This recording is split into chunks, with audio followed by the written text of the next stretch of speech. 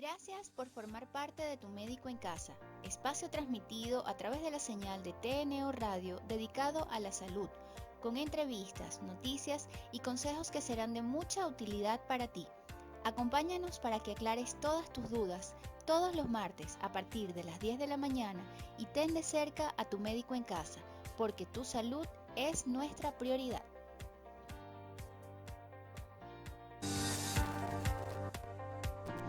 Hola, buenos días a todos. Hoy martes 14 de julio queremos darle la bienvenida a otro programa de Tu Médico en Casa, espacio dedicado a la salud que llevamos de la mano con TNO Radio, la primera radio visual de Venezuela, y que llega a ustedes gracias a la Dirección General de Rafael Casela, Ingeniería y Sistemas Antonio Calderón, Coordinación de Sistemas Carolyn Méndez, en los controles técnicos Brian Agros, en la producción Bárbara Caguan y quien les habla María Patricia Herrera, médico internista.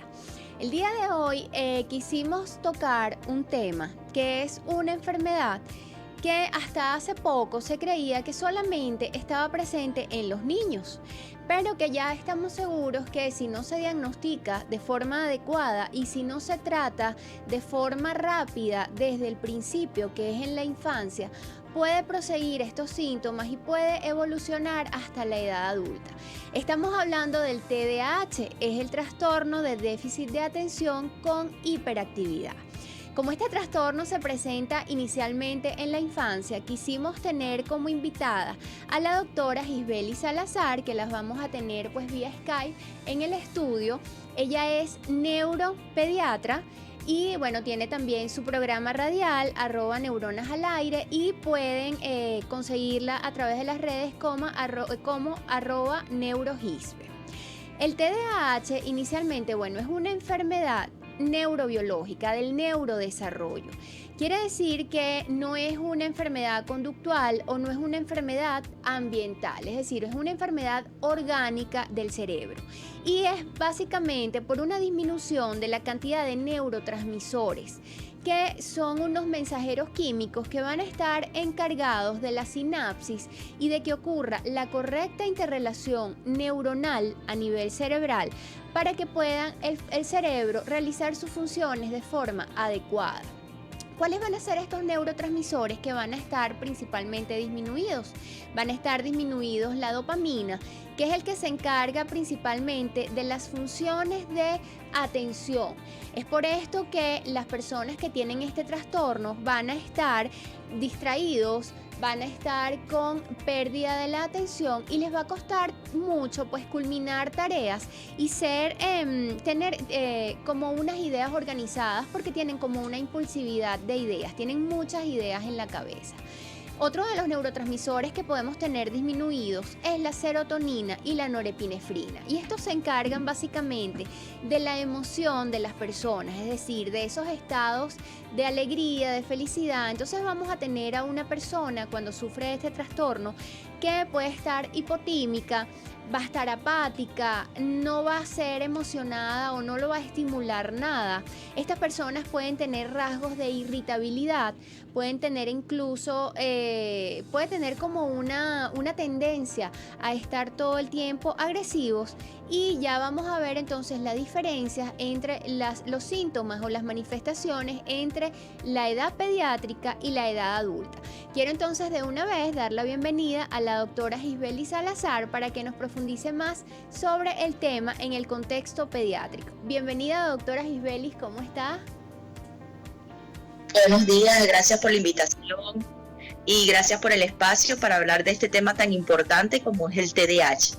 Es importante aclarar que es una condición neurobiológica que se caracteriza por 3 puntos importantes, como es la inatención, la hiperactividad y la impulsividad. Pero una de las características del TDAH es que aparece en la infancia. Como tú muy bien lo dijiste, esto nos acompaña a lo largo de toda la vida, porque es una condición que mejora pero no se cura. Entonces, siempre cuando nos referimos al TDAH nos referimos como condición. Y sí, hay unos síntomas, pero es importante aclararle a la población que nos están escuchando que el TDAH, no todo paciente hiperactivo es TDAH, ni todo niño con trastorno de déficit de atención e hiperactividad presenta hiperactividad. Eso es sumamente importante aclararlo. ¿Por qué? Porque tú puedes tener un paciente inatento con déficit de atención y tener un TDAH, o puedes tener un niño solamente con impulsividad e hiperactividad. Correcto. Entonces es importante aclararlo. El diagnóstico es sumamente clínico. Y comenzamos con describir las características, pero las características tienen signos que tenemos que darnos cuenta. Una, que esa clínica perdure durante 6 meses. Eso es sumamente importante. No me sirve que el niño estuvo estresado un mes, o estuvo intranquilo un mes o 2 meses. ¿Por qué?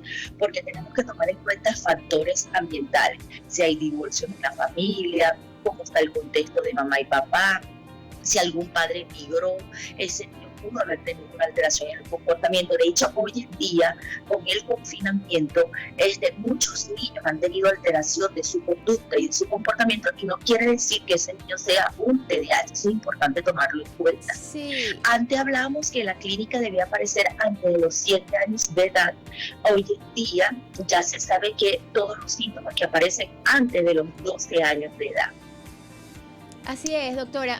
Y sobre todo, bueno, es bien importante lo que usted acaba de decir, porque es normal que los niños en la escuela, por ejemplo, cuando se consiguen con sus pares de la misma edad, pues puedan tener una conducta hiperactiva, quieran estar todo el tiempo jugando, prefieran las actividades físicas a las actividades de repente que ameriten un poquito de concentración, o las actividades de repente conductuales que ameriten un poquito de la parte educativa, y de repente ese niño cuando llega a su casa respeta las normas, respeta pues las reglas y no se comporta de una forma igual. Entonces a veces estigmatizamos o etiquetamos a los niños solamente cuando en un contexto o en uno de los ambientes el niño se comporta de diferente manera.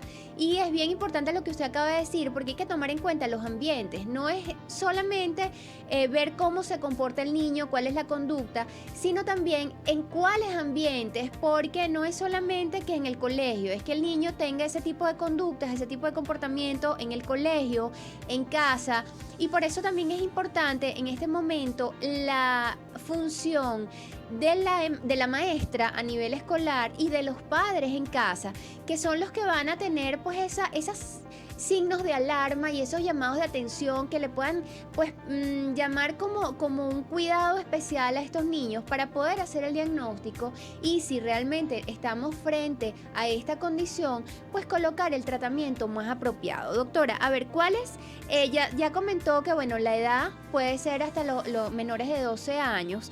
Ahora, ¿cuáles serían estos signos de repente de alarma o estas manifestaciones que deberían pues tomarnos los padres o las maestras en la escuela, que tendrían que tomar en cuenta para que les llamara de repente la atención o para evaluar a estos niños? Sí, primero lo que tú comentaste es excelente. Sí, insisto, el niño te llega con una condición o te llega con unas características, tenemos que evaluar todo, el contexto ambiente, el contexto familiar, todo, desde el punto de vista social.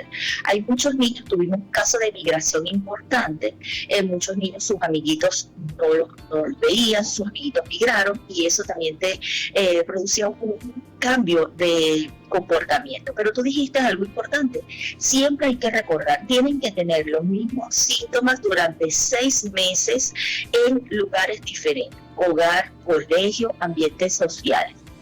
Diferente a la casa, diferente al hogar.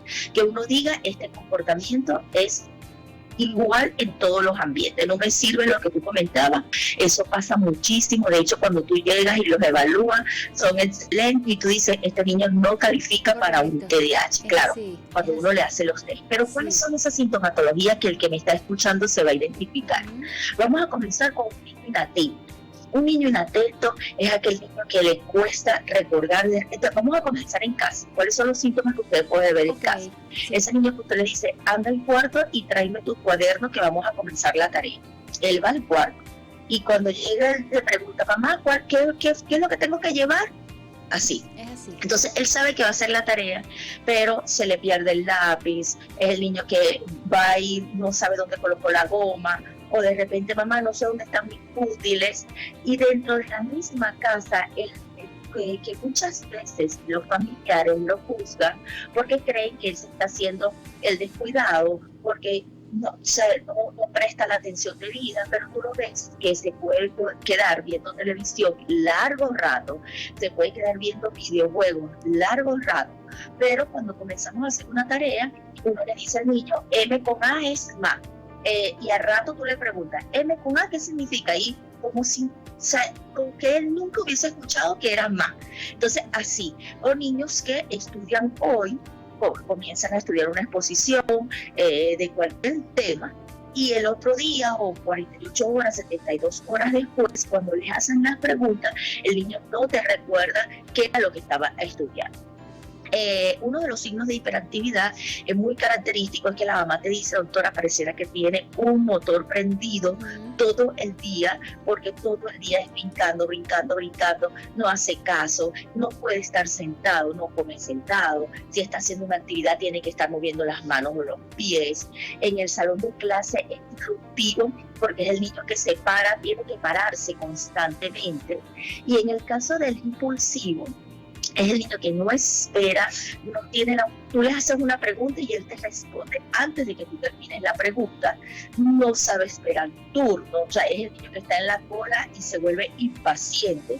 Es el niño que también te responde muy rápidamente todo lo que tú le preguntas, te lo saben y te lo preguntan. O el niño que levanta la mano a cada rato, quiero hablar, no hay un tiempo, no hay un par.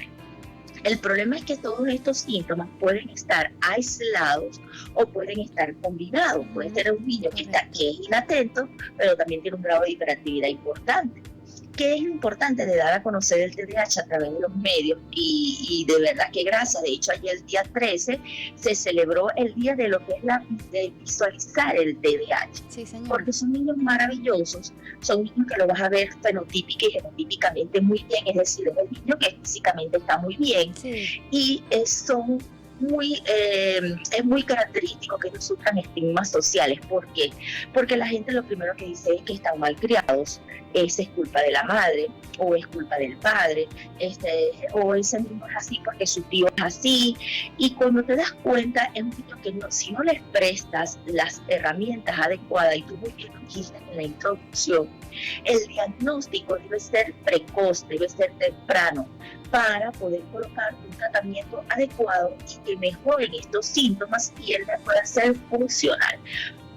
Esto, más que etiquetar, es que el niño tenga las herramientas necesarias para que lo puedas ayudar en clase, en su parte académica, en la casa, a cumplir normas, porque el problema no es solamente que el niño tenga TDAH, es que puede tener una comorbilidad. ¿Qué es comorbilidad? Aquellas enfermedades o aquellas condiciones que te pueden acompañar al déficit de atención y hiperactividad, como son el trastorno de ansiedad, el trastorno obsesivo compulsivo, los picos nerviosos, las conductas oposicionantes desafiantes, es decir, vamos a hacer la tarea, no quiero, no puedo, y aparte que se le olvida dónde está el material, entonces esto los frustra, y son niños que se vuelven agresivos, irritables. Por eso la importancia, siempre decimos, el diagnóstico del TDAH no es para etiquetar, es para hacer un diagnóstico preciso y un tratamiento adecuado, que este niño tenga cómo trabajar. De hecho, hay colegios en donde ya están adoptan todas esas medidas que tú les das, que tú les das esa herramienta a través de las charlas, y ellos comienzan a cambiar, se dan cuenta que el hiperactivo tienes que ayudarlo, porque ellos tienen un nivel coeficiente, un gran porcentaje muy bueno, de hecho son niños muy inteligentes, y en donde tú los puedes poner a ayudar, a interactuar. Y algo que yo siempre digo, el sistema educativo tiene que cambiar, debe mejorar.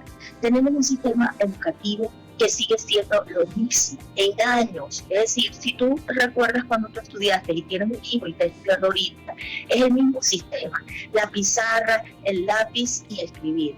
Hay muchos niños que ellos tienen alteración de la motricidad fina, para escribir, pero cuando tú le colocas una exposición, son excelentes, son maravillosos. Cuando tú lo pones a crear, cuando tú pones a ese niño, vamos a hacer un juego, vamos a hacer una exposición, vamos a hacer un proyecto dentro del salón de clase. Es así, la creatividad. No es de poco las actividades que mandas al colegio, porque Sí. ponte a analizar, cuando mandan esas actividades a la casa, ¿quién termina haciendo las Las actividades? mamás, correcto.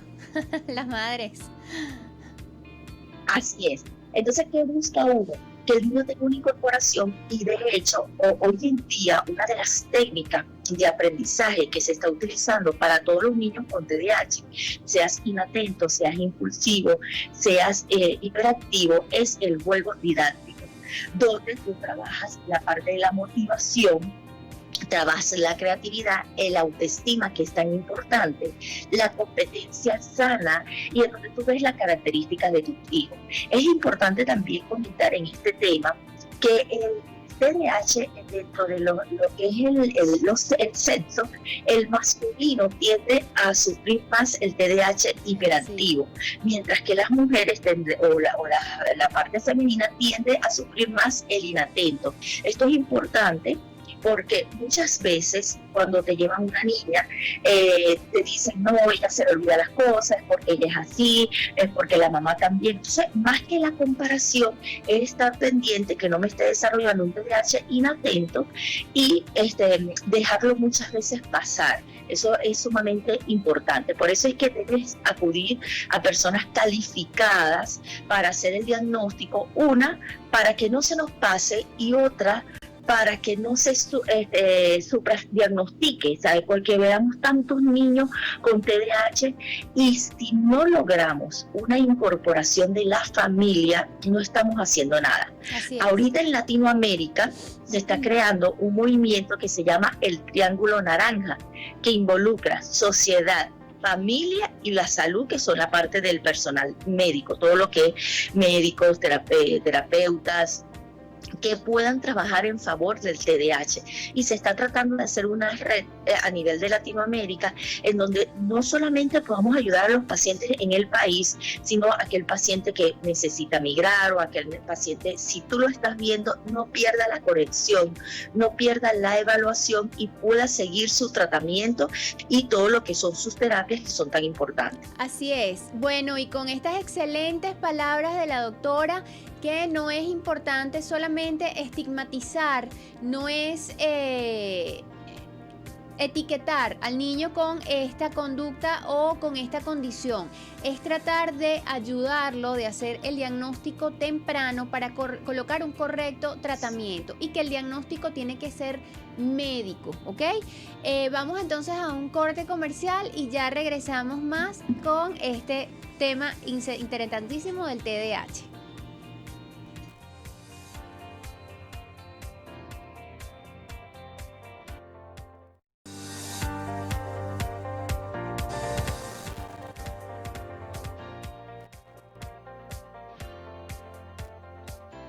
Hola, y ya estamos aquí de vuelta en tu programa Tu Médico en Casa, este espacio dedicado a la salud que llevamos de la mano con TNO Radio, la primera radio visual de Venezuela. Y a propósito del día de ayer, 13 de julio, que se celebró el Día Mundial de la Concientización del TDAH, el trastorno de déficit de atención e hiperactividad, el día de hoy estamos conversando sobre este tema y nos está acompañando la doctora Gisbeli Salazar vía Skype en el estudio, quien pues en el segmento anterior conversó y profundizó pues bastante bien sobre los síntomas y sobre las manifestaciones, y ella hizo mención en la última sección de que era importante realizar el buen diagnóstico para no solamente estigmatizar o etiquetar al niño, sino aplicar un correcto tratamiento, porque bueno, como ya se dijo al principio, esta enfermedad, si no se trata, los síntomas pueden evolucionar hasta la edad adulta. Sin embargo, el diagnóstico tiene que ser en la infancia, porque a veces estas manifestaciones son como más visibles a nivel pediátrico, a nivel de los niños, porque bueno, estos niños van a tener de repente preferencia con los juegos deportivos, van a tener pues poca atención en la edad escolar, pueden tener también problemas o dificultades en el lenguaje, muchas veces, no todas las veces, dificultad para aprender los colores en las edades más chiquitas, para aprender los números y las letras. Sin embargo, la doctora Gisbely también hizo mención a que a veces hay una predisposición en cuanto a los síntomas. Hablamos que hay una inatención o una poca atención, hablamos que hay una irritabilidad o hiperactividad y hablamos que hay una impulsividad. Sin embargo, hay como tendencias en las manifestaciones clínicas. Hay unos casos que van a ser más hipoactivos o más irritativos, hay unos que van a ser más hiperactivos, hay otros van a ser más atentos, más con falta de atención, que quizás lo más predominante es el sexo femenino, y hay unos que van a ser pues de tendencia de ambos tendencias, o sea, tanto la falta de atención como la hiperactividad.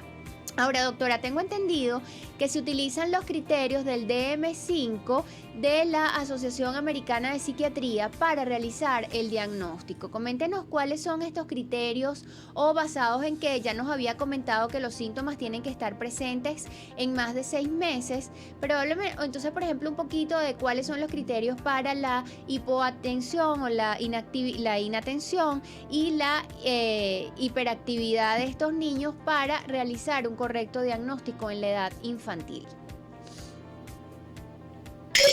Es importante recordarle a nuestra población que no hablamos de enfermedad en TDAH, sino de condición. Ahorita es una condición porque es un trastorno neurobiológico. De acuerdo al DSM-5, los criterios primordiales son que tiene que tener una clínica de 6 meses de evolución, que los síntomas aparezcan antes de los 12 años, eso es sumamente importante, que no exista una enfermedad mental o otra enfermedad neurológica que produzcan síntomas o características, es decir, es un paciente sano o una...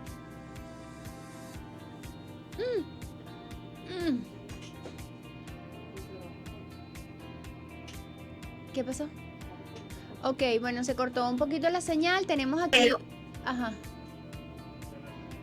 Una pregunta, Marielix, ya te la vamos a responder, ¿ok? Ok. Sí. Te comentaba que nos guiamos por el libro de Trastornos de Enfermedades Mentales, el DSM-5, en donde las características primordiales son que dure 6 meses la sintomatología, que aparezca antes de los 12 años, que no existan enfermedades o algunos otros trastornos que te expliquen la clínica del TDAH.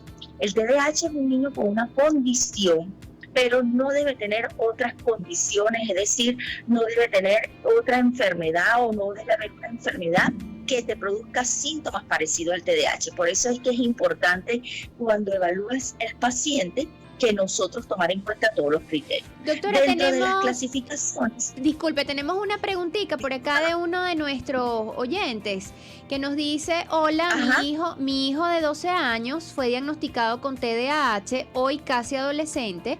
Siento que le está costando mucho comprender ciertos temas, no solo académicos. Su comportamiento es de un niño más pequeño de edad y su diagnóstico es TDAH con oposicionista. A ver qué le pudiéramos... Oposicionante, sí. Oposicionante. Pero por lo que ella refiere, las características, ahí lo recomendable es una evaluación psicológica. ¿Por qué?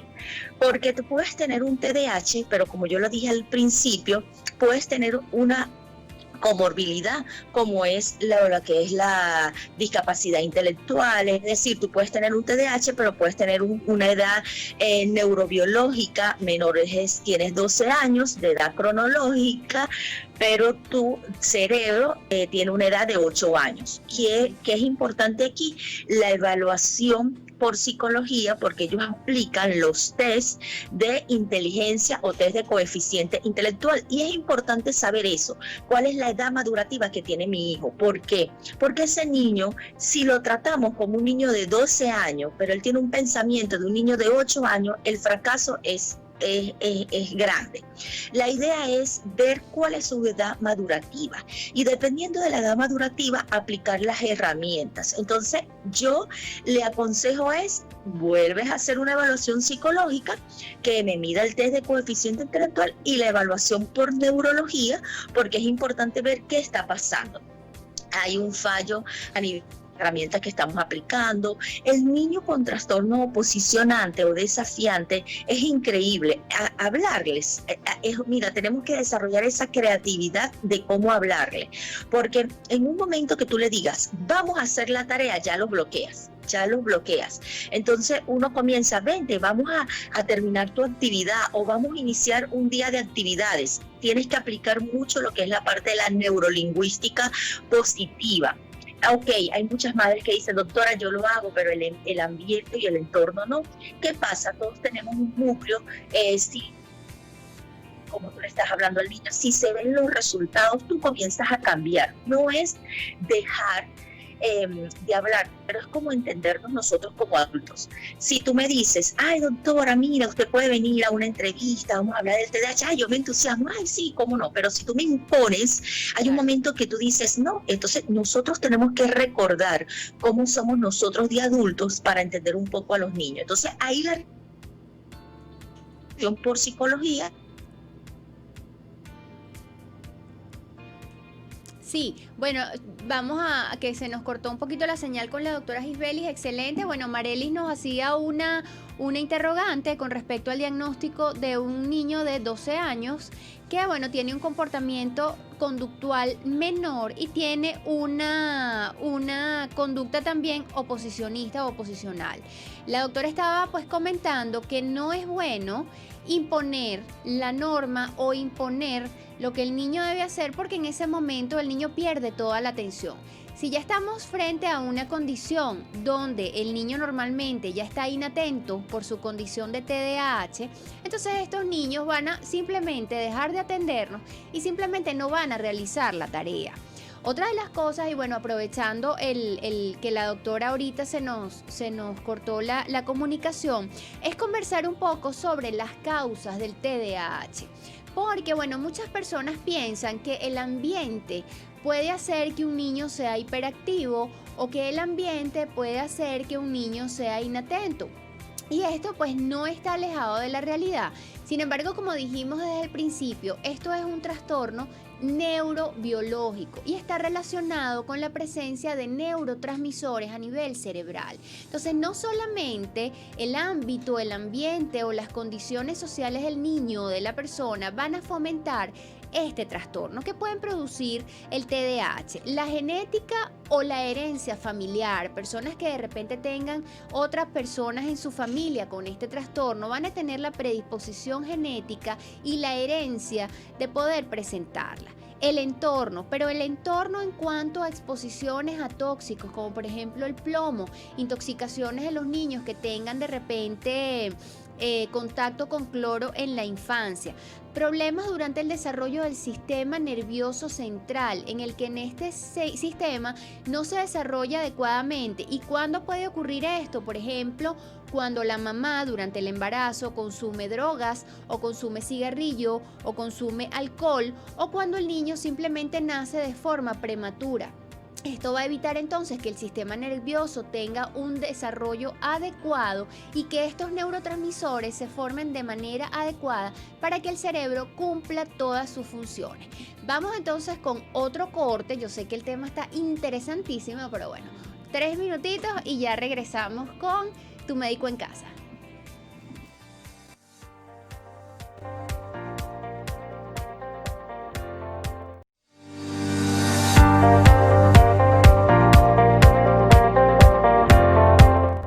Hola, ya estamos de vuelta con este programa Tu Médico en Casa, que el día de hoy ha tenido mucha interacción y bueno, en compañía de la doctora Gisbely Salazar, excelente neuropediatra que nos ha estado acompañando el día de hoy con este fabuloso tema de TDAH. Este es un trastorno, como ya dijimos, neurobiológico, ¿ok? No es solamente social o ambiental, cuyo diagnóstico tiene que ser realizado por el médico neurólogo en compañía con el psicólogo, porque muchas veces estas conductas o esta condición puede pues de repente confundirse con otros trastornos de ansiedad, trastornos depresivos, incluso a veces esquizofrenia, y puede entonces pasar por debajo de la mesa. Ya tenemos nuevamente a la doctora Gisbely Salazar vía Skype en nuestro estudio, quien nos va entonces a seguir profundizando este súper tema del día de hoy. Hola doctora, otra vez.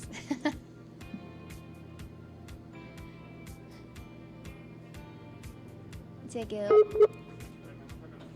Ok, bueno, mientras volvemos a retomar la conexión, ella estaba comentando que el diagnóstico se va a realizar a través del DSM-5, que es de la Asociación Americana de Psiquiatría.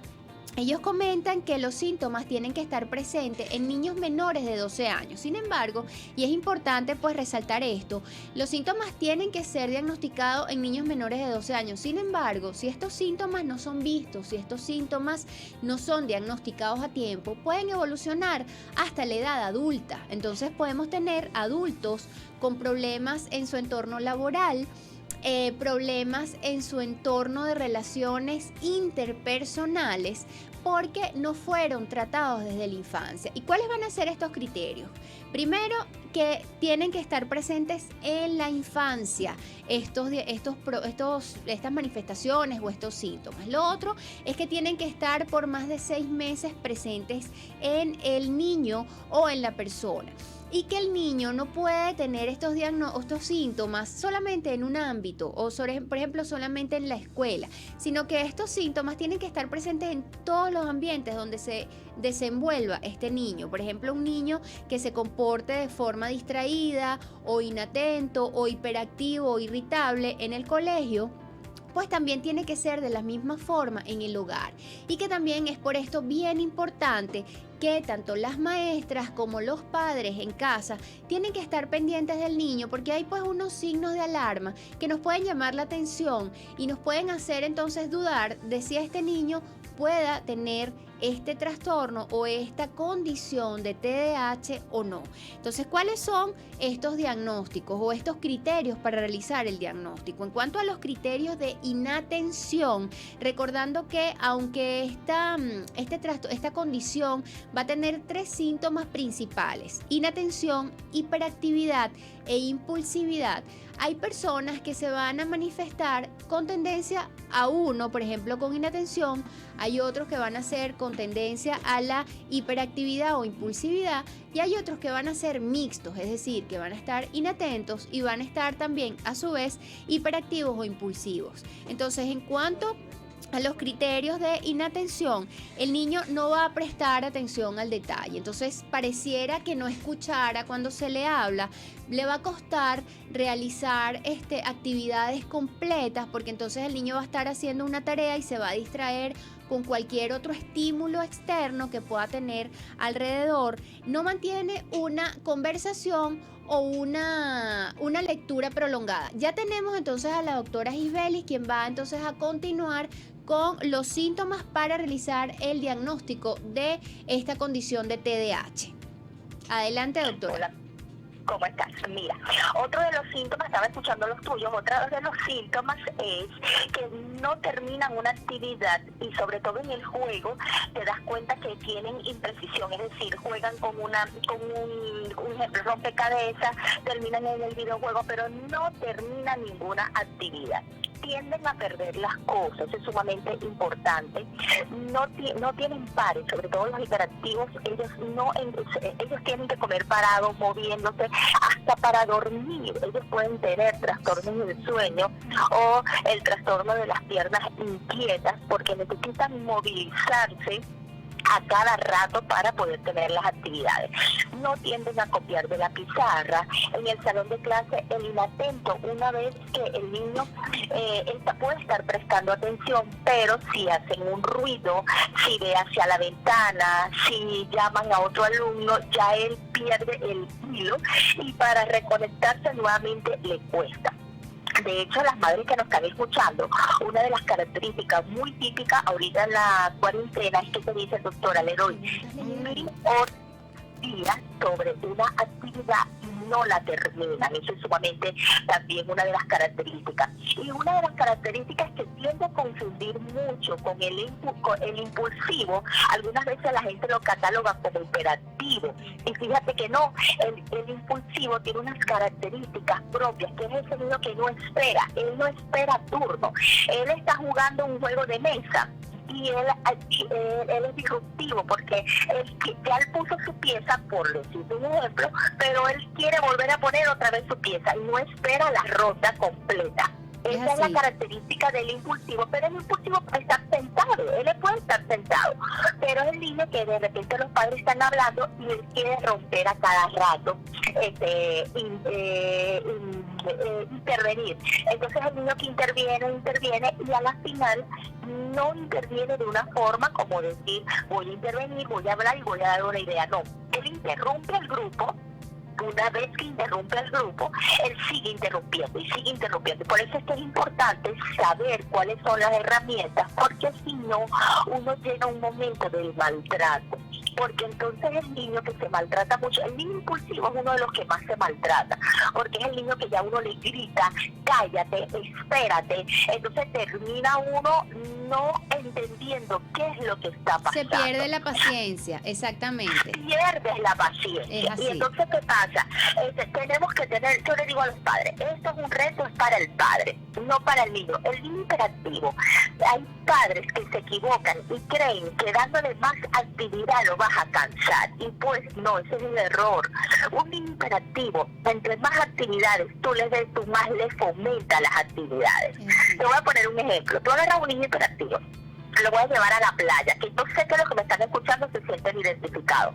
Llevan al niño a la playa, no, juegan todo el día, y cuando el niño viene de La Guaira para acá, el muchacho viene tan normal como si estuviera saliendo a las 7 de la mañana de su casa. Sí, y quien viene cansado es uno. Entonces, ¿qué pasa? Que entonces no, hay que saber qué ejercicios se les aplican a ellos, ayudarlos a la respiración, ayudarlos a que ellos se relajen, porque la idea es relajarse, no producirles más excitabilidad, y ese es un grave error. No, lo voy a meter en natación, en fútbol, en todo, y lo que tú estás fomentando es más la hiperactividad. Así es, doctora. ¿Qué pasa, por ejemplo, con los niños disléxicos? Tenemos una pregunta. Mi hijo tiene 11 años, disléxico con TDAH. Esa es la que te iba a responder ahorita. Eso es. Mira, la dislexia es un trastorno del aprendizaje, ¿verdad? Que puede ir como una comorbilidad del TDAH. El paciente disléxico puede tener alteración para la lectoescritura, para la escritura, y depende de si se diagnostica o no. Siempre cuando tú tienes un paciente disléxico y TDAH, tú tienes que tener herramientas para el TDAH y herramientas para la dislexia. ¿Quién aplica esas herramientas? El psicopedagogo. ¿Qué pasa? Si tú tienes un psicopedagogo que te está aplicando las técnicas y tú ves que no vas evolucionando, tú tienes que cambiar. ¿Qué está pasando ahí? ¿Realmente hay una dislexia? ¿O qué tipo de dislexia es? ¿Es a la parte de la escritura? ¿Es de la lectoescritura? ¿Me confunde las letras? ¿Me confunde los números? Y sí mejora. Mucho del miedo que tienen los padres es: mi hijo con dislexia no va a avanzar o no va a lograr estudiar. Sí logran estudiar, y ese es el mensaje que yo quiero dejar aquí. Pero siempre buscando la mejor herramienta para ellos. Los ejercicios para el paciente disléxico sumamente importantes.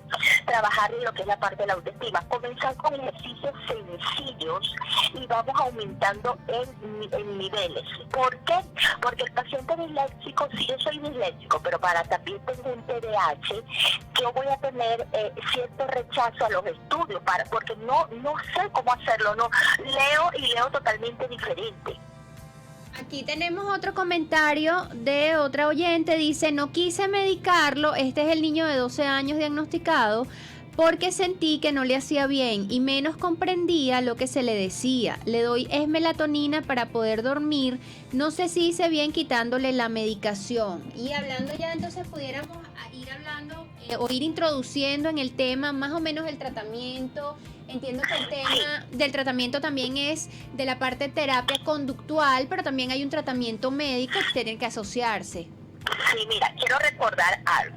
Es importante el diagnóstico precoz, porque el problema del TDAH no es solamente que se presente en la infancia, sino que no hacemos un diagnóstico precoz, ese niño va a crecer, va a una adolescencia y va a la adultez. Sí. Entonces, muchas veces en la consulta te llegan pacientes donde tú diagnosticas al adulto. A pesar de que yo soy neurólogo infantil, tú terminas diagnosticando a los padres, ¿ok? Sí.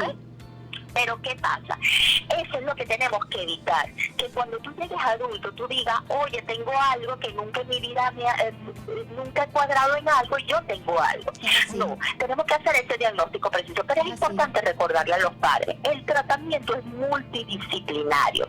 ¿Qué significa eso? Neurólogos, psicólogos, psiquiatras, terapistas del lenguaje, terapeutas ocupacionales y conductuales, pero individualizando al paciente. El tratamiento va entre la terapia conductual cognitiva y las terapias, todas las terapias de lo que es el lenguaje, lo que es para tratar las comorbilidades, pero también el tratamiento médico. ¿Qué pasa? No todo paciente con un déficit de atención y hiperactividad va al tratamiento médico. Debe ser evaluado por personal capacitado para nosotros decir, este paciente con la medicación va a mejorar. Tenemos dos líneas de medicación, una que es el metilfenidato y la otra que es la tomocertina. Evidentemente, los padres tienen miedo a los efectos secundarios, pero yo siempre les digo, el efecto secundario es uno, pero también el TDAH tiene efectos secundarios. Si tú tienes un niño que todo el tiempo lo están maltratando, le estás diciendo cosas negativas, tú no te quedas quieto, tú eres intranquilo, tú eres lento, y no lo tratamos con terapia, evidentemente ese es el niño que no me va a ir a la escuela, va a ser un desertor escolar, va a ser el niño que no va a alcanzar sus objetivos, va a ser el niño que a la final puede agarrar la vía de la delincuencia, porque eso pasa, es duro decirlo, pero eso tiende a pasar. No, y que además, y que además interfiere también en el adulto, en la vida laboral y en la vida de relaciones interpersonales, además. En todo. Y sobre todo cuando llega a la adolescencia, tenemos el problema. El adolescente adolece, tiene condiciones propias de él, de esa maduración. Es un muchacho que está madurando. Entonces, si tú tienes características de adolescente que de por sí tienden a crear ciertos problemas, imagínate un niño que te llegue con un TDAH en la adolescencia y que tampoco se ha tratado. Entonces, con el tema de la medicación en concreto, hay que individualizar cada paciente, es mi primer consejo. Las madres no deben nunca automedicar, ni colocar medicamentos ni quitárselo. ¿Por qué? Porque si un médico puso el medicamento, lo más correcto es que esa persona se comunique con su médico y le diga, porque eso pasa. De hecho, yo tengo muy buen feedback con mis pacientes en ese sentido.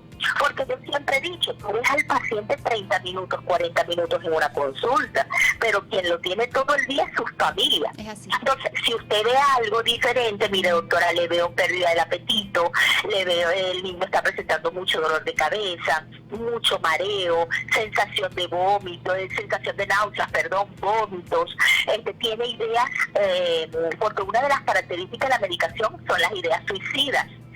Tiene ideas que mi hijo nunca tenía. Ahí ella tiene que ponerse en contacto con el médico, porque el especialista es el que le va a decir, vamos a suspender, o vamos a bajar la dosis, o vamos a ver por qué. Porque a ese niño también hay que darle el chance de que mejore. Tú muy bien lo dijiste cuando comenzaste. Es un trastorno neurobiológico, es una condición. Entonces, el niño no es déficit de atención o hiperactividad porque él quiere. Porque tenemos ese error que pasa en la depresión. No, chica, levántate, lee libros de autoayuda y tú vas a mejorar. Eso no es así. Sí. Tú tienes un cambio de neurotransmisores que tienes que ayudar. ¿Qué pasa? por lo menos yo tengo pacientes que solo con terapia, con dietas libres de lo que es los azúcares, ellos han mejorado.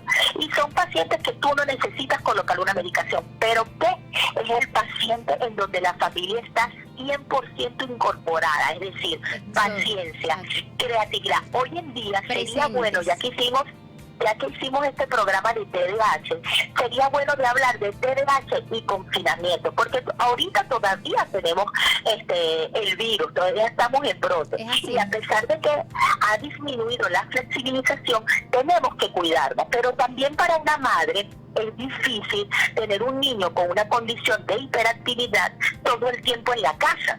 Entonces, hay ideas que tú puedes darle en donde tú le dices, no te des, porque ¿sabes cuál es el problema del TDAH? Que como padre también nos estresamos.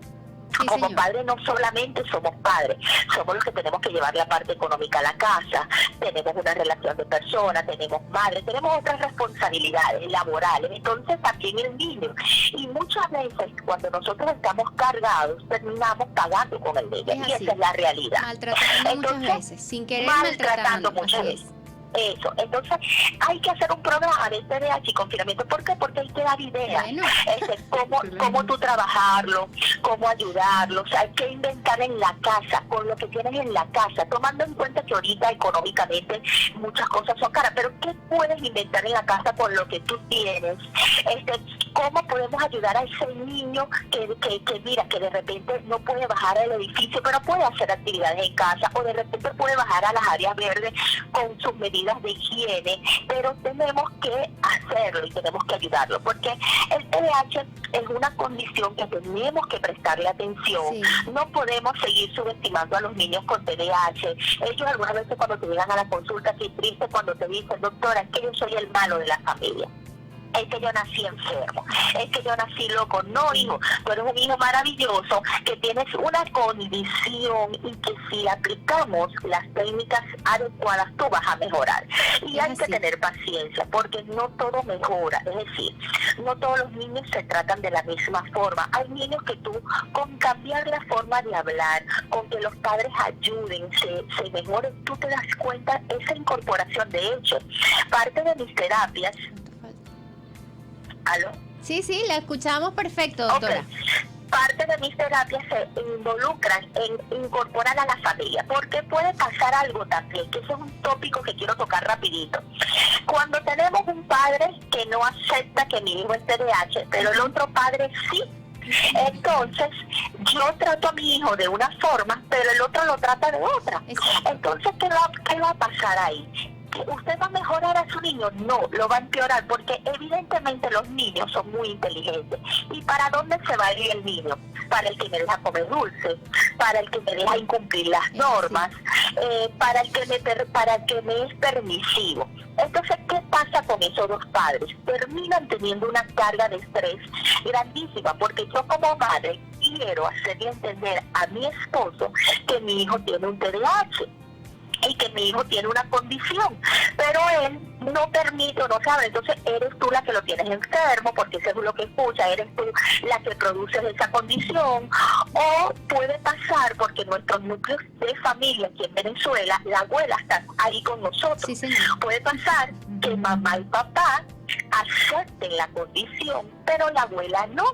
Entonces vienen estos comentarios como que en mis tiempos eso no existía, eso es un invento de los médicos, ese niño no está bien. Pero el problema, como yo le digo a los padres, tú te lo vas a calar porque es tu hijo y tú lo vas a querer y tú le vas a dar amor, pero cuando ese niño salga a la sociedad, es el niño que va a ser rechazado, es el niño que cuando va a un colegio te van a llamar 500 veces porque el niño te está presentando un problema, una condición. Entonces, qué bonito es cuando tú ayudas a tu hijo y le das las herramientas y lo proteges socialmente.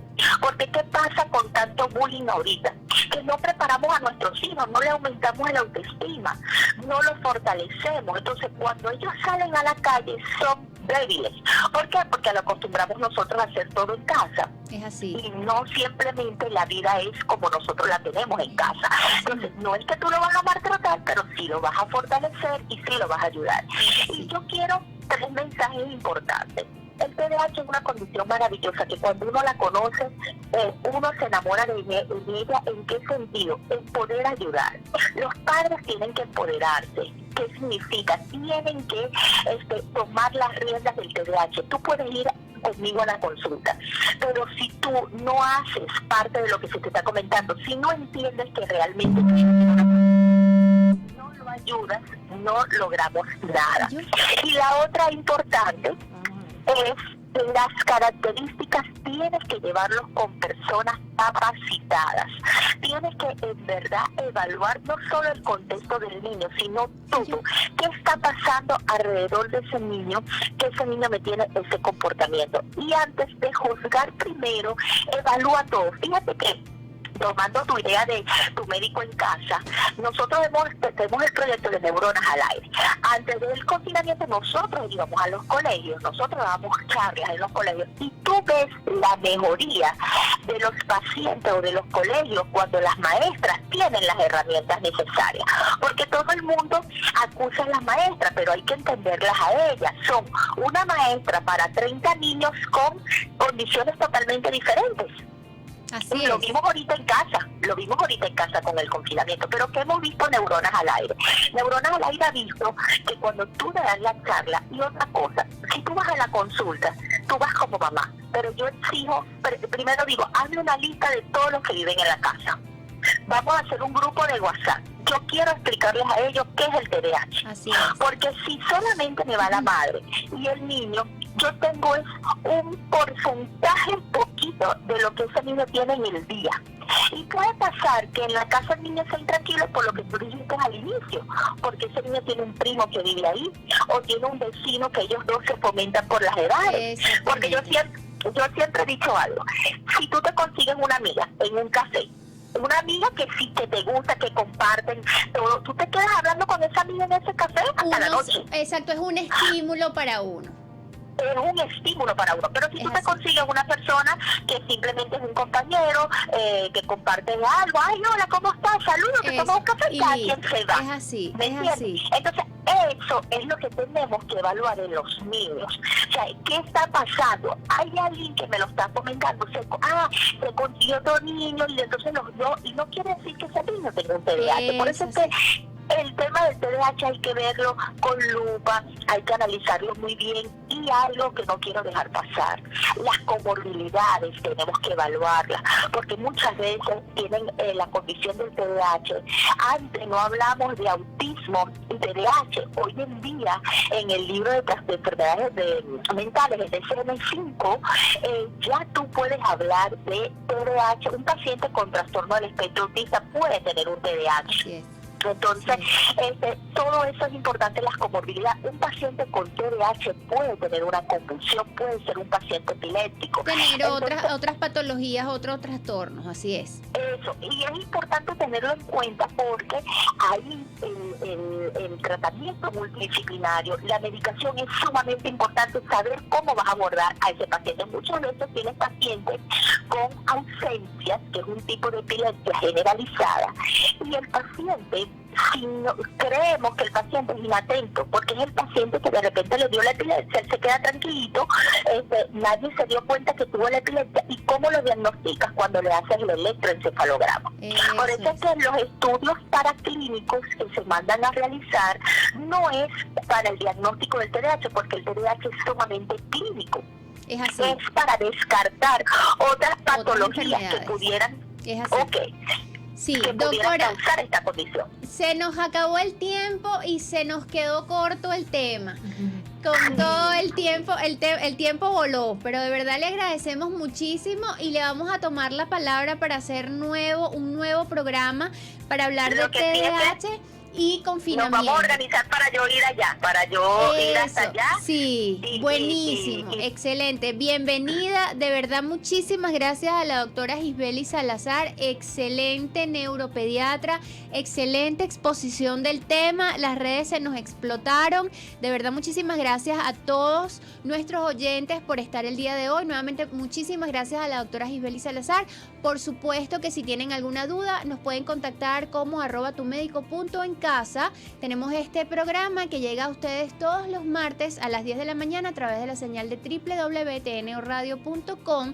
Pueden ubicar a la doctora como @neurogisbe y @neuronas al aire. Este programa llega a ustedes bajo la dirección general Rafael Casela, Ingeniería y Sistemas Antonio Calderón, Coordinación de Sistemas Carolyn Méndez, en los controles técnicos Brian Agros, en la producción Bárbara Caguan y quien les habla María Patricia Herrera, médico internista. Nos vemos el martes que viene. Recuerda que tu salud es nuestra prioridad. Gracias por formar parte de Tu Médico en Casa, espacio transmitido a través de la señal de TNO Radio dedicado a la salud, con entrevistas, noticias y consejos que serán de mucha utilidad para ti. Acompáñanos para que aclares todas tus dudas todos los martes a partir de las 10 de la mañana y ten de cerca a Tu Médico en Casa, porque tu salud es nuestra prioridad.